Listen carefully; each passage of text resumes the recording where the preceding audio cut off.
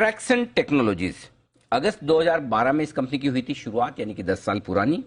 Private company, data के लिए दिग्गज ग्लोबल इंटेलिजेंस प्रोवाइडर में से एक है और प्राइवेट कंपनी को प्रोफाइल डेटा देने वाली टॉप 5 कंपनियों में ये कंपनी है शामिल। सास आधारित, यानी सास का मतलब हाँ वो वाली सॉफ्टवेयर एज ए सर्विस, हाँ वो इसके आधारित प्लेटफॉर्म पर कामकाज करती कंपनी और 66 करोड़ से ज्यादा वेब डोमेन को स्कैन कर चुकी है। 18-18.5 लाख से ज्यादा कंपनियों की प्रोफाइलिंग भी कर चुकी है। पहले मैं इशू की जानकारी दे दूं, फिर आपकी मुलाकात करूंगा टॉप मैनेजमेंट से। प्राइस बैंड है 75 से 80 रुपए। अच्छा, ये तो बता ही दिया मैंने, इशू 10 तारीख को खुल रहा है, 12 तारीख को होगा बंद, सोम से बुधवार तक। और 185 शेयरों के लॉट में आप अप्लाई कर सकते हैं। मिनिमम इन्वेस्टमेंट आपका जाएगा राउंड फिगर में 14,800। 309 करोड़ की इशू की साइज और पूरा का पूरा ऑफर फॉर सेल है और मार्केट कैप होता है कंपनी का 802 करोड़ का, यानी छोटे मार्केट कैप कंपनी है और छोटी साइज वाला इशू और छोटी प्राइस भी 75 से 80 रुपए का प्राइस बैंड। अब आइए मुलाकात करते हैं टॉप मैनेजमेंट से। हमारे साथ कार्यक्रम में शामिल हो रहे हैं अभिषेक गोयल साहब, जो कंपनी के वाइस चेयरमैन हैं, एग्जीक्यूटिव डायरेक्टर हैं और गोयल साहब कंपनी के फाउंडर भी हैं। आईआईटी कानपुर से आपने बीटेक की डिग्री ली है, कंप्यूटर साइंस और इंजीनियरिंग में आपने स्पेशलाइजेशन किया है और कई सारे अवार्ड्स आप जीत चुके हैं और इस कंपनी की स्थापना भी की है। तो सबसे पहले तो गोयल साहब बहुत बहुत स्वागत है। पहले तो सर ये बताएं, आपने ये आईआईटी कानपुर से बीटेक कौन से साल में किया सर? Ji 1998 to 2002। 2002, 20 साल पे। तो सर ये तो आईआईटी करके तो आमतौर पर, खैर अब तो काफी लोग हो गए, लेकिन पहले उस समय तो सब लोग अच्छी अच्छी बढ़िया एमएनसी कंपनियों में, विदेशों में नौकरी करते थे। आपका इरादा कैसे हुआ कि मैं कंपनी शुरू करूं, अपना बिजनेस शुरू करूं? हम फ्रॉम मारवाड़ी फैमिली से हैं, जो में बड़े हुए, तो बचपन से थोड़ा था कि अपनी कंपनी स्टार्ट करेंगे आगे जाके जी। एंड हम लोग जब निकले थे 2002 में, तो हमारे क्लास में भी सब लोग यूएस चले गए थे। हम लोग कुछ लोग इंडिया में रुके थे कि, और हमने भी एमएनसीज में ही जॉब किया। शुरू में याहू में किया, अमेजोन में किया एंड प्रोग्रामर थे शुरू में। पहले 5 साल टेक्नोलॉजी में जॉब किया इंटरनेट कंपनीज में।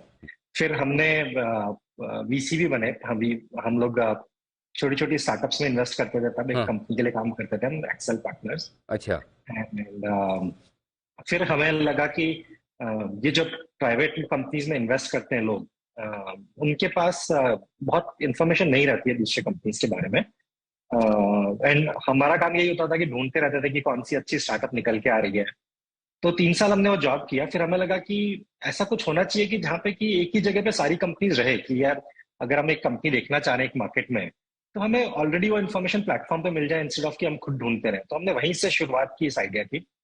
और 10 साल पहले हमारी को फाउंडर है नेहा, वो भी एक फंड में काम करती थी। तो हम दोनों को लगा कि ये आइडिया होना चाहिए, इससे हमारा जॉब बहुत आसान हो जाता है जो हम कर रहे थे उस टाइम पे। वो एक सिक्वोया कैपिटल करके फंड है, उसमें काम करती थी, हम एक्सेल पार्टनर्स में थे। एंड हमें ये ऐसा लगता था कि ऐसा प्लेटफॉर्म होता तो हमारा काम बहुत आसान हो जाता। फिर हमने इसके ऊपर काम करना चालू किया एंड अब 10 साल हो गए। एंड हमें हमेशा से सपना था कि जब कंपनी थोड़ी सी बड़ी हो जाएगी, प्रॉफिटेबल होने लगेगी, तब हम इंडिया में लिस्ट करेंगे एंड इसको पब्लिक कंपनी की तरफ बिल्ड करेंगे। तो फिर वो हमारा दिन आया। बिल्कुल बिल्कुल सर। अच्छा, तो मैं इन शॉर्ट ये समझ रहा हूँ कि स्टार्टअप्स के डेटा और उनकी डिटेल्स रखने वाला स्टार्टअप आपने शुरू किया है। यस, बिल्कुल बिल्कुल बिल्कुल सही बोला। हाँ, आपका भी स्टार्टअप है, लेकिन स्टार्टअप वो स्टार्टअप है जो स्टार्टअप पे नजर रखता है।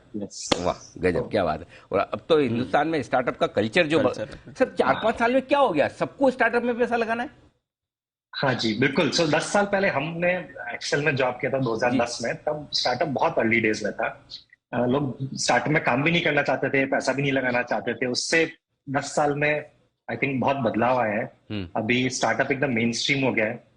लोग काम करना चाहते हैं, it has become a big profession.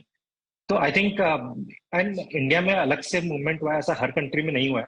I think India ने काफी बढ़ाव लिया है उस बारे में। एंड आई थिंक थोड़ा इंडियन आईटी कंपनीज को भी क्रेडिट जाता है उसका, बिकॉज उनकी वजह से पूरा टेक्नोलॉजी टैलेंट बिल्ड हुआ इंडिया में। इतने इंजीनियरिंग स्कूल्स खुले, इतने प्रोग्रामर्स बने, तो धीरे धीरे वो टैलेंट पूल बिल्ड हुआ। तो फिर लोगों ने नेक्स्ट लेवल पे काम करना चालू किया है। तो अब तो काफी, इंडिया 3rd लार्जेस्ट मार्केट है ग्लोबली स्टार्टअप वर्ल्ड में। एंड हम लोग बहुत सारे बड़े बड़े देशों से आगे अभी स्टार्टअप की दुनिया में। अच्छा सर, ये बताइए कि तो इसका मतलब ये कि जो भी इन्वेस्टर्स स्टार्टअप्स में पैसा लगाना चाहते हैं उनको जिस तरह की डेटा चाहिए, उनको जिस तरह की मदद चाहिए, तो वो सारी सर्विसेज आप देते हैं। क्या क्या सर्विसेज बिल्कुल। आपकी कंपनी देती है? जैसे एक सिंपल सा स्टार्टिंग रहता है कि जैसे मेरे को इन्वेस्ट करना है, तो मैं सबसे पहले देखता हूँ कि यार आजकल कौन सा अच्छा सेक्टर चल रहा है। जैसे साइबर सिक्योरिटी है, उसमें बहुत इन्वेस्टमेंट हो रहे हैं।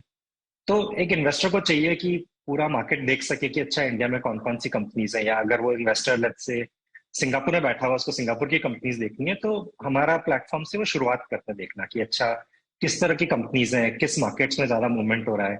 या फिर अगर आप इंडिया में इन्वेस्ट कर रहे हो और आपको देखना है कि अच्छा यूरोप में साइबर सिक्योरिटी में क्या बढ़ा हुआ है, तो आप देख सकते हैं। तो आप सीखने के लिए बहुत सारा कुछ रहता है। एंड दिस ये एक छोटा सा चीज है। या फिर एक इन्वेस्टर है किसी कंपनी से मिले ऐसा बताइए, और जैसे उसको फॉर एग्जांपल मुझे किसी स्टार्टअप में 5 लाख रुपए लगाने और दीप को 25 लाख रुपए, ठीक है, हाँ, तो हमारी आप क्या मदद करेंगे? तो हमारा सोल्यूशन मोस्टली इन्वेस्टर्स के लिए रहता है, जैसे जो हाँ। इंस्टीट्यूशनल इन्वेस्टर्स हैं। हाँ। तो उसमें से अगर आपको कंपनीज देखनी है एक मार्केट के अंदर, जैसे कि आजकल एआई का बहुत वो है, फिनटेक का बहुत है, तो राइट। आपको पहले देखने को मिलेगा कि फिनटेक की कंपनीज कौन सी है आपके मार्केट में। तो आप ओके। पहले, बिकॉज ऐसा कोई लिस्ट एग्जिस्ट नहीं करता है कि फिनटेक की ये कंपनीज इंडिया में है, तो आप सबसे पहले वो ढूंढ सकते हैं। या फिर आपको कोई कंपनी मिली है और आपको अच्छी लग रही है, तो आप ये देख सकते हैं कि अच्छा इसके कंपटीशन कौन है, ऐसी और कोई कंपनी तो नहीं है जो इससे बड़ी है या जिससे ज्यादा अच्छा कर रही है। तो वो सब हमारे प्लेटफॉर्म पे मिल जाता है लोगों को। तो उससे काफी काम आसान हो जाता है देखना कि अच्छा अगर इसी ये कंपनी अच्छी लग रही है, तो और भी दो तीन कंपनी है मार्केट में, तो मिल लेते हैं उनसे बिफोर हम डिसाइड करें कि मैं किस कंपनी में पैसे डालने हैं। तो ये एक दो चीजें हम करते हैं। इसके अलावा कंपनी का शेयर होल्डिंग पैटर्न रहता है कि किसके पास कितने ओनरशिप है, इस कंपनी ने पहले कितने पैसे रेस किए हैं, ये सब इंफॉर्मेशन हम लोग प्रोवाइड करते साहब ये बताइए कि तो क्या आपकी तरह की, अच्छा उससे पहले मैं पूछूं, पहले तो एक सर वो नाम क्लियर कीजिए ना, क्या हैं। आपकी हाँ, कंपनी को कैसे बोलना है? बड़ा मुश्किल है ट्रैक्शन। सारे, अच्छा सारे स्टार्टअप्स के नाम ऐसे मुश्किल क्यों होते हैं, कोई खास वजह सर? एक्चुअली लोग बोलते हैं कि ब्रांड अगर बनाना है तो आपको एक यूनिक वर्ड चाहिए रहता है। तो अच्छा। स्टार्टअप वर्ल्ड में हमेशा जब भी कोई कंपनी के बारे में बात करते हैं तो लोग बोलते हैं इसका ट्रैक्शन बहुत अच्छा है। हाँ। तो मोमेंटम ट्रैक्शन बोल दो, तो ये ट्रैक्शन का ही मिसस्पेल्ड है। ओके। तो इसका बोलने का तरीका ट्रैक्शन ही है कि आपका, लोग बोलते हैं हाउ इज योर ट्रैक्शन, कि जब भी कोई स्टार्टअप से मिलता है तो लोग बोलते हैं कि ट्रैक्शन कैसा आ रहा है मार्केट में। ओ। तो अच्छी उसके बात। ऊपर रखा है हमने नाम। हाँ, सिग्नेचर जितना मुश्किल हो और नाम जितना मुश्किल हो उतनी उसकी ब्रांड बढ़िया बनती है। अच्छा गोयल साहब एक चीज और बताइए कि आपकी तरह की ये कंपनी पहली होगी लिस्टेड, या जेल्प मॉक वगैरह कुछ ऐसी एक दो कंपनियां हैं जो मिलता जुलता, सो वो या वो अलग है? प्राइवेट मार्केट में डेटा देने वाली कोई कंपनी अभी लिस्टेड नहीं है हमारे जानकारी में। वैसे भी बहुत एक वर्टिकल मार्केट है, तो कम सी कंपनीज रहती है, ऐसा नहीं कि बहुत सारे लोग रहते हैं। तो ऐसे कोई मीनिंगफुल कंपनी नहीं है लिस्टेड इंडिया में, बाहर ग्लोबली भी। तो पॉइंट्स हैं जिसपे मैं आपसे पूछना, एक तो जैसे आपकी प्रोमोटर्स होल्डिंग घटकर 35-36% रह जाएगी, आप कंफर्टेबल है? वैसे तो स्टार्टअप वाले तो बहुत कंफर्टेबल है, कम से कम हो तो भी कोई फर्क नहीं पड़ता, लेकिन फिर भी हम क्या वो पुराने ट्रेडिशनल वाले ना कि 50 से नीचे हाँ आया तो जी। थोड़ा ऐसा लगता है इतनी कम होल्डिंग है, तो जरा इस पे बताइए सर। तो हमारे आसपास जनरली काफी इससे ज्यादा डाइल्यूशन होता है, बिकॉज कंपनीज को बहुत पैसा रेज करना पड़ता है टू, बिकॉज हम सबके बिजनेस में इनिशियल इन्वेस्टमेंट काफी रहता है प्रोडक्ट में, टेक्नोलॉजी में। तो उस वजह से हमने करीब 113 करोड़ रेस की है अपने पिछले 9 साल में। एंड उससे हमारी होल्डिंग 50 तक आ गई। एंड इसके इस ऑफर के बाद भी हमारे पास 35% तक रहेगा। जनरली टेक कंपनीज में इतना नहीं रहता है। हमने थोड़ा, हमारा डॉलर डिनोमिनेटेड रेवेन्यू था, तो काफी सारी ग्रोथ हम लोग अपने रेवेन्यू से फंड कर पाए। तो उस हिसाब से हमें लगता है कि ये ठीक है। हम लोग इस होल्डिंग को और डाइल्यूट नहीं करना चाहते। हम लोग चाहते हैं कि इस पे और बिल्ड कर पाए आगे। एंड तो हमारा ट्रेडिशनल और स्टार्टअप के बीच में होल्डिंग है। जनरली स्टार्टअप में होल्डिंग 10-15% तक भी आ जाता है कई बार। तो हम लोग उसके बीच में रहने वाले हैं कहीं। ओके। एंड ठीक बात। अच्छा सर, एक जो मैं आपके डेटा देख रहा था फाइनेंशियल्स, आई थिंक इसी फाइनेंशियल ईयर में जून 2022 के आपके जो रिजल्ट्स आए 6 महीने के, उसमें आपकी कंपनी प्रॉफिटेबल हुई है। पिछले 10 साल से आपकी कंपनी क्या पहली बार ही प्रॉफिटेबल हुई है सर ये? हाँ जी, तो हम लोग का जैसे हम बता रहे थे कि काफी इन्वेस्टमेंट शुरू में लगता है टेक्नोलॉजी में और प्रोडक्ट में। It's a product company, so product में आपको बहुत इन्वेस्ट करना पड़ता है पहले 5-6 साल बिफोर आपको नतीजा मिलना चालू होता है। तो पेशेंट रखना पड़ता है सबको, प्रमोटर्स को भी, शेयर होल्डर्स को भी।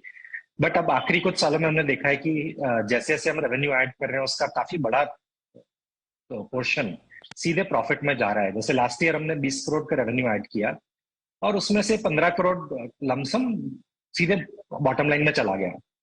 एंड तो ये हम ट्रेंड देखते जा रहे हैं। इसलिए आप अगर फर्स्ट क्वार्टर में देखेंगे कि तो हमारा प्रॉफिट होने लगा है। एंड बट ये जो ट्रेंड है कि बहुत सारा इंक्रीमेंटल रेवेन्यू प्रॉफिट में जा रहा है, ये आप देखेंगे 2-3 साल से ऐसा हो रहा है, तो आई थिंक एक ट्रेंड लाइन है, एंड देखते हैं आगे